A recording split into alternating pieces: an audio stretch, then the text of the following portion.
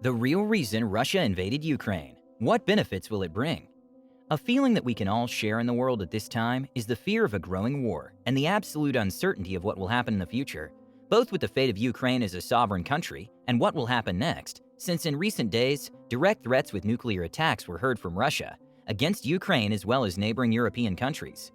Today in this video, we will focus on explaining why Russia invaded Ukraine in the first place and what benefits the Soviet nation will have at the expense of this territory.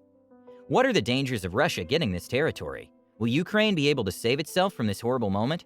What does Russia really want with all this? Do not take off the screen. In moments, we will answer these questions. Before starting the video, I invite you to leave a like and subscribe to my channel to see more content like this. Without further ado, let's get started with the video. Last month in February, Russia's threats towards the sovereign country of Ukraine began. Many of the countries around the world saw these threatening remarks naively, as if they had just said a meaningless comment. But soon the attacks started and the whole world was shocked. The Russian army began the invasion, and all the countries of the European Union simply watched from the outside, unable to get inside for two reasons. By the impending fear left by the aftermath of the First and Second World Wars, as many countries came to a crossroads, and everything went wrong. Another reason is because in this case you have to be prudent in terms of decisions. One country can no longer mess with another like in the old days, because Russia has something that terrifies all countries. And it is the hundreds of bombs, nuclear ones with which it counts, and the pulse of using it does not tremble. Russia is a historically unpredictable nation. That is why the other European countries and the United States, the only thing they do is repudiate with words and send troops and weapons to avoid having a physical encounter that shows that they are literally against Russia. Apart from repudiation, most countries in the European Union and America restricted Russian banks and prevented export and import to punish the communist government for this unnecessary invasion. But now comes an important question. Is this war really unnecessary for Russia? First, before answering this question, let's go back to past decades, when Ukraine still belonged to the former Soviet Union and was Russian territory. In 1991, when the Soviet Union, USSR, was dissolved, that large territory it occupied was divided into 15 independent republics. Ukraine is one of them. In July 1990, it declared its sovereignty. Parliament declares independence, pending a referendum on December 1, 1991, which is finally approved with 90% of the votes. Thus, Ukraine joins the new Commonwealth of Independent States, along with Russia and Belarus. From then on, Ukraine set its sights on Europe and its interest in joining NATO. Tensions between these two former Soviet states escalated in late 2013 over a historic political and trade deal with the European Union. After then pro-Russian President Viktor Yanukovych called off the talks, apparently under pressure from Moscow, violent protests erupted in Kyiv for weeks. Then in March 2014, Russia annexed Crimea, an autonomous peninsula in southern Ukraine, with strong Russian loyalties, on the pretext that it was defending its interests and those of Russian-speaking citizens. From here, after the Crimean War, an invasion by the communist bloc towards Ukraine could be feasible, but no one expected that it could happen, least of all in the 21st century, in which wars, leaving aside countries of the Persian Gulf, are rare. For this very reason, the world was impressed with the decision made by the communist leader Vladimir Putin, making the bloodiest decision of all.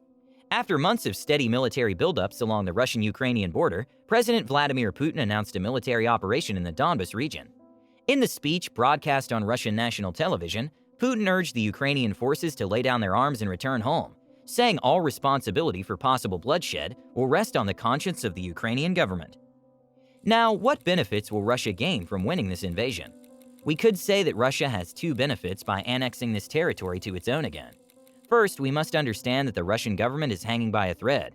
It is very complex to maintain a communist system, more so in these times when the whole world has fully submerged itself in capitalism. Even countries like China, fervently communist, have quietly turned to capitalism. So what they are losing the most is an influence on the European continent, with only a few countries such as North Korea and China, the latter who watches over the decisions of the West more than Russia. In addition, it is even more complex to carry out a country that only has money coming in, as a result of natural resources, since it is not a mystery that Russia is the largest exporter of natural gas in the entire continent. Approximately 70% of all the gas comes from Russia.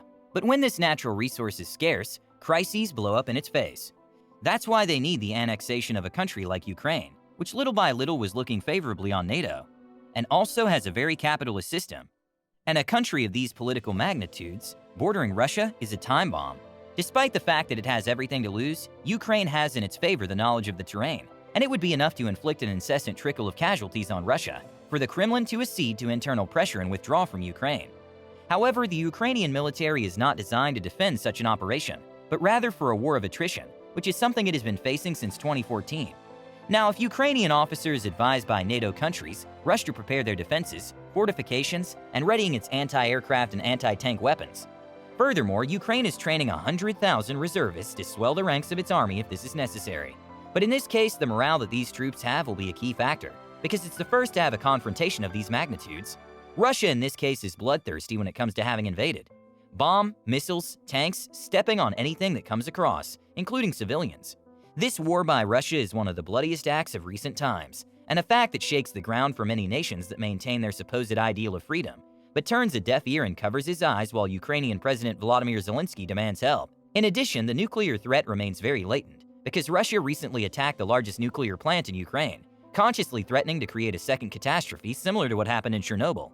Although the picture does not look good at all, there's still hope that if the invasion continues to spread to nothing, Russia's military forces will take a step back, due to Moscow's decision. You have to understand one thing, and that is that Russia today, after so many restrictions, is losing millions and millions of dollars. At first, they thought it was going to be a lightning invasion, but the war is costing them more than the supposed victory they will have, because despite the fact that no Western or European country got in the way, the repudiation they are having globally will affect them one way or another. Another issue against them is that although it is not incredible, Ukraine is fighting a hard battle, and there are favorable results for the Ukrainian people. On Saturday, February 5th, the Ukrainian president announced that his forces have inflicted defeats on Russian fighters, who have not seen in their wildest dreams. We inflicted losses on occupants who did not see even in their wildest dreams. The Russian army did not reach the planned borders, but reached almost 10,000 dead Russian soldiers. They are boys from 18 to 20 years old, very young, almost children, he lamented. They couldn't even explain to them what they were going for and why they were in a foreign land. Russia could definitely give her people more than just death, the president said. In recent days, several videos have also been seen of Ukrainian neighbors protecting their city and defeating Russian soldiers, as well as hijacking Russian vehicles that ran out of fuel to use them in his favor. So for today's video, it's an unfortunate war and everything looks unpredictable, and also the fear of a nuclear attack makes the whole world nervous. We will have to wait to see the results of this bloody war started by Russia and its outcome. If you like this video, please leave a like and subscribe to this channel to see more similar videos, and activate the notification bell so that YouTube notifies you when we upload a new video. We upload videos every week. Don't miss it. You will not regret.